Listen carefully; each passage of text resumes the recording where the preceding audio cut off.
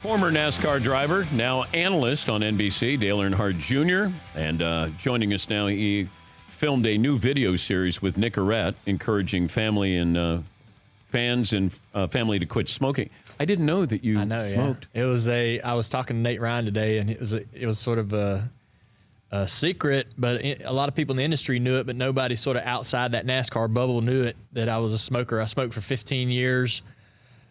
Just picked it up as a habit, hanging out with my friends, and it became like a pack and a half a day after 15 years. And so I've been smoke-free or non-smoker for over 6 years now, probably quit about 8 years ago.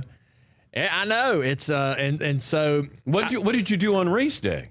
I just didn't smoke. I didn't smoke in the car. I would think that, well, no. And I didn't, I could go, chunks of time if I had to. Like a long caution, could you fire up a heater? No, I couldn't do that. Man. I know.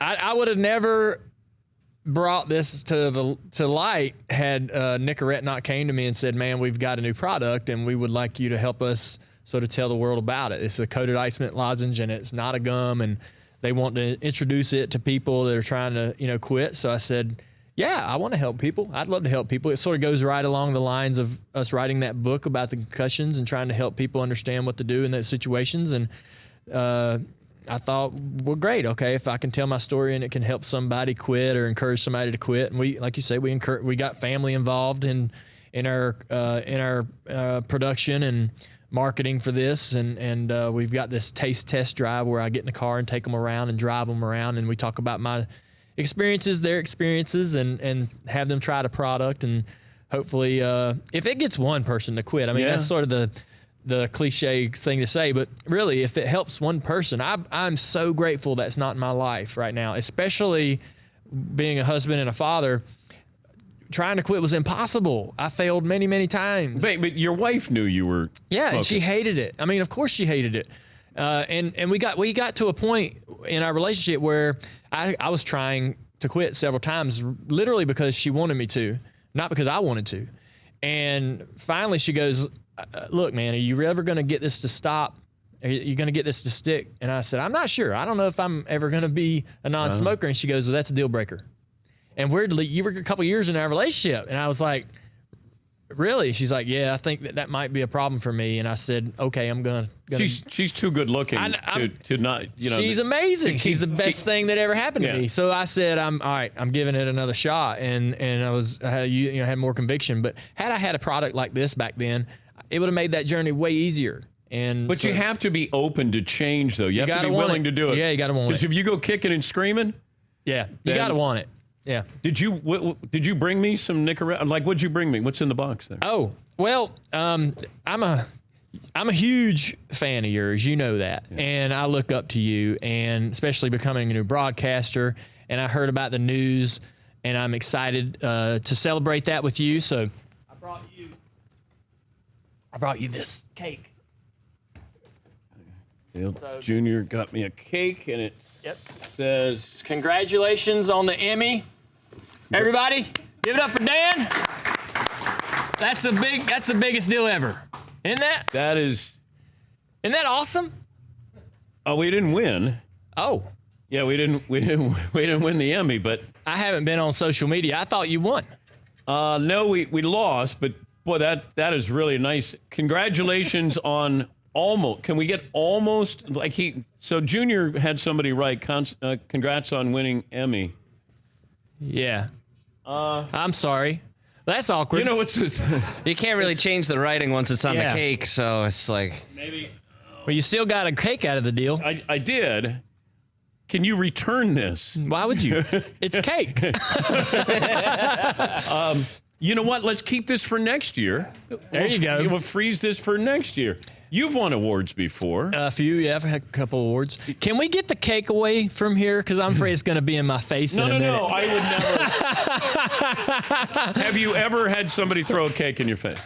This could be today. It could happen in a few minutes here. That's a nice gesture on Junior's part. I'm messing with you. I'm sorry. I'm sorry you didn't win the Emmy. You were messing with me? I knew. I never mess with you. Okay, so how many trophies you got? If I go into your house. In my house, there's the most important ones for me. The Bristol Trophy, the All-Star race, both Daytona 500s, my Martinsville clock, probably the Dover win, a couple more races, Chicago. But do you have your own trophy? Like, does Amy I don't have a case. They're just kind of littered in and around the house. And over the years, you take trophies out of the house and then they go to Junior Motorsports or somewhere where they get displayed, maybe the Hall of Fame or something like that. They have a showcase right now for us, and so some of the trophies are over there. So, and I think over the years, some trophies will get out of the house, but I always have like the big stuff, the real important ones. If you have to take one. Like, you have to get out of the house, you got to take one. Oh, if I'm leaving and one's coming with me? Yeah. Oh, man. Well, that's tough. Probably the Daytona 500 win. Which one? The last one, the 14 probably, yeah. Because it's the less tarnished, best looking one of the two. If I said you could have 2 Daytona 500s or 1 Cup championship. I would probably have to... take the championship for sure. I mean, when you're as a championship is what everybody strives for. The Daytona 500 is very special, and it would eat at me if I did not win a Daytona 500 and won a championship. That would definitely be a hole in my heart. And but not being a champion, there's a void there as well. So. You could, once you're a champion, you sort of are in this elite group. And Tony Stewart's the opposite. Hall of Famer. Because he's won the Cup Series, but not the Daytona 500. I don't know. Yeah, maybe I wonder how he feels about not winning that. Would he trade the championship or a championship, one of his championships, for a Daytona 500? I don't know if he would. Why don't you text him? I don't have my phone. Yeah, I would. You text him. You got his number probably. Paulie, text Tony Stewart. Yeah. See, he just had a birthday. He's probably not feeling very well today. I think yesterday was his birthday. Did you ever celebrate with him? Did you ever go out with him? Oh, yes. Me and Tony have celebrated many times. How did you just stay on the bus? No. We would be in Vegas for the awards banquet and always got together afterwards. That year that he had Eddie Vedder come out on stage and donate to this great charity cause that they had going on. I got invited to go up to this suite later in the night where it was only Eddie Vedder and Tony Stewart hanging out. And I'm like, wow, of all the people you could have asked to come up here. So I got to hang out with Eddie Vedder, one of my childhood. This guy's a legend. So you've been in music videos.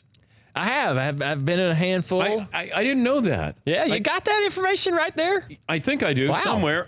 Or at least I was just surprised because I usually don't do homework. Yeah, of all the things.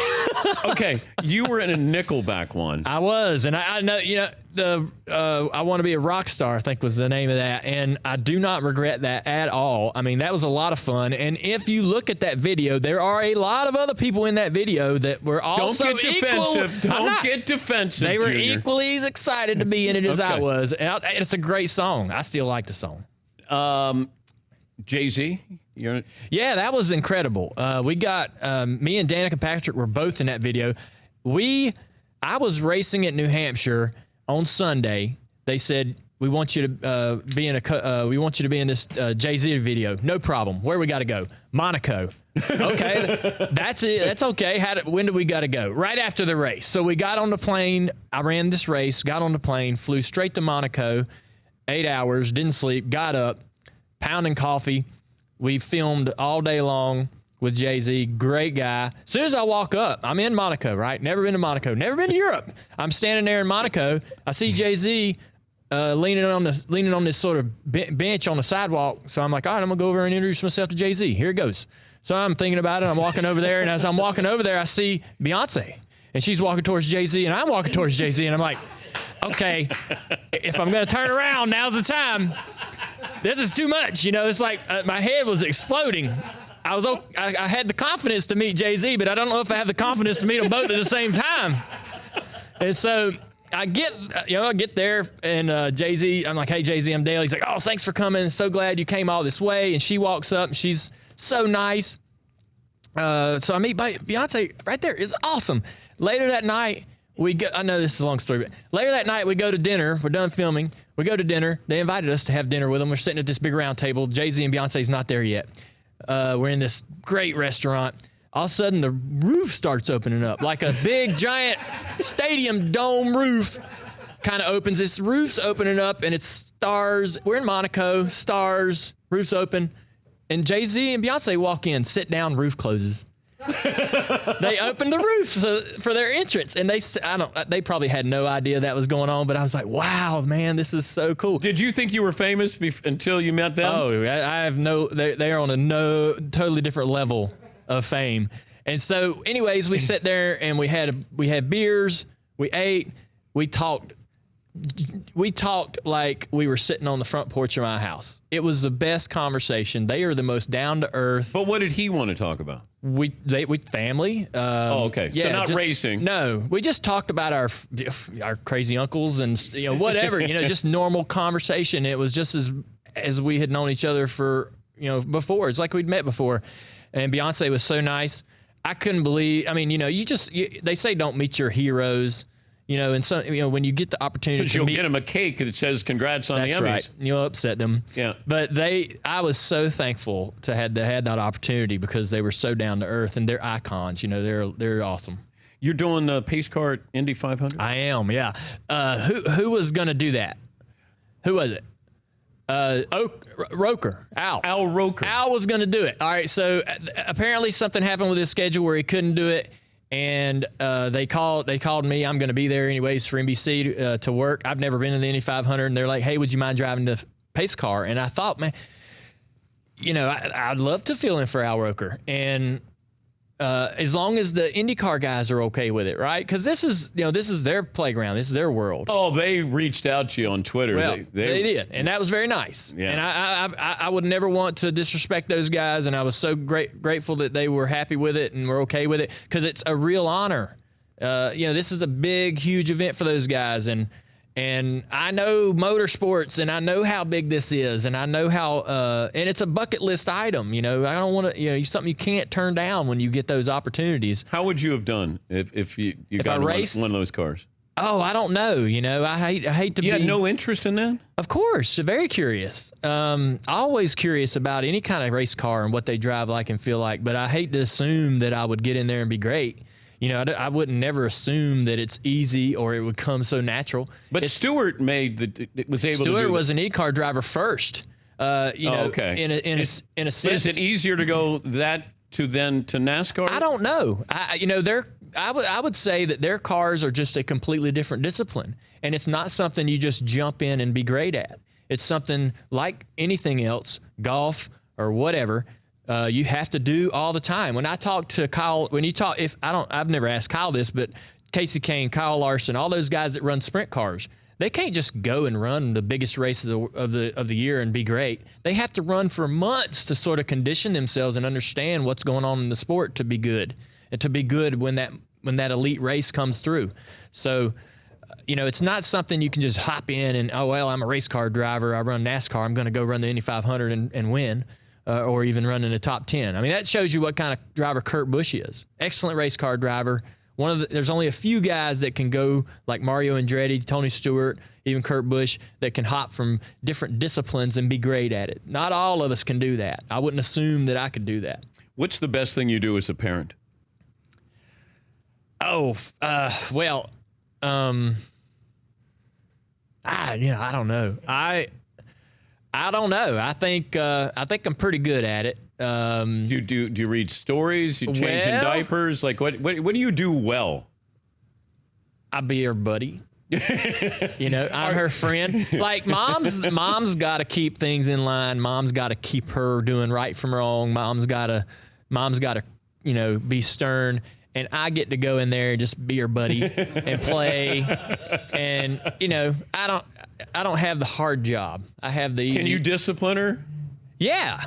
Oh yeah. I mean, I don't have a problem sort of helping, because she's in that phase where I think it's real important. She's 13 months right now, and I think it's super important to not let an opportunity to learn go by. Like when she makes a mistake or like the other day we were hanging out and she's eating rocks, and I'm like, I'm Googling on my phone. Like I know that this ain't good. We need to Wait. You had to look up Well, if I'm like, eating rocks bad for you? I'm Googling, like, what's the protocol here? Do I need to really be really aggressive? Obviously, I don't want her eating rocks. I'm getting the rocks out when she's trying to put the rocks in, but I'm just trying to make sure. I don't know. I'm just trying to figure out whether I need to be super concerned. Is this how critical is this situation? If we were to accidentally swallow a small pebble, is this something we need to rush to the hospital immediately? Where's Mom? She's there. Oh, she is. Yeah. And she's helping. She's not as concerned as me, obviously, because she's not on her phone Googling. But I'm that parent. I'm going to be I'm paranoid, worried to death. Mom's like, it's not a big deal. Wait till she's a teenager. No, what happens? That's when the tough part. Okay. I have three daughters. Yeah.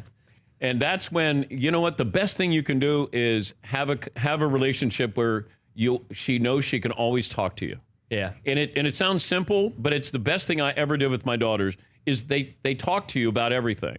And if you have that relationship, then they don't hide anything. They'll still hide stuff, but they are open to conversation. And they don't look at you like, oh, God, I got to tell you. But if you can keep the lines of communication open, certainly with a teenage girl, you'll be ahead of the game. I'll try my best. I mean, I think we're going to have a great relationship. And we got anything else coming? We got another kid coming? Or No. Oh, okay, I thought No. I mean, if we have breaking news, it'd be nice to announce that. Yeah, I mean, I don't know. Or is there something I don't know. Is there? Well, no, if you don't know, then I don't. Surprise for me? No. Is there a cake? Let's bring in Amy here. Bring in Dale Jr.'s wife. Hey, good luck. How can people get involved in this, the Nicorette? Absolutely, yeah. If you want to take the taste test drive, go to Nicorette.com. It's a lozenge, not a gum. Tastes great. If you're on this quit journey and you're struggling, this is a great advantage, a great tool to put in your toolbox. If I'd have had it, it made that process for me so much better, so much easier. And I want to help people quit. You know, I know how rewarding that's been for me, how grateful I am that that's not part of my life. And I know there's a lot of people out there like me that want to get that out of their life, and this is going to help. There's so much that you kept inside all these years. Oh yeah. I mean, it's like your transformation has been unbelievable. Oh, thanks. Yeah. Because of I've said this before, Amy must have done a great job. She did. And you finding what you needed to tell people and get it out of your system. Yeah, I find out, when I was talking today, I was talking to Amy this morning after we were on a show earlier, and I said, the funny thing is in all this revelation and all these stories, you're in them. You're part of them. You're a very key part of my quitting smoking and coming clean and telling people about it and trying to help people, the concussions, all those things that I went through. Amy was this key figure in it, and it's been incredible. It's great to see you. Thank you. And congrats on all you guys. Baby's 1 great year. To see all you. Yeah. And next year when we win the Emmy, yes, then we bring out the cake. I want to win a freaking Emmy. I want to be nominated or whatever happens. Good Lord, you guys should be proud. Don't get greedy, okay? Don't get greedy, Junior. I didn't win a Daytona 500, so don't be thinking about a sports Emmy. For more Dan Patrick Show, tune into Audience Channel 239 on DirecTV. Stream for free on BR Live or download the Dan Patrick Show app.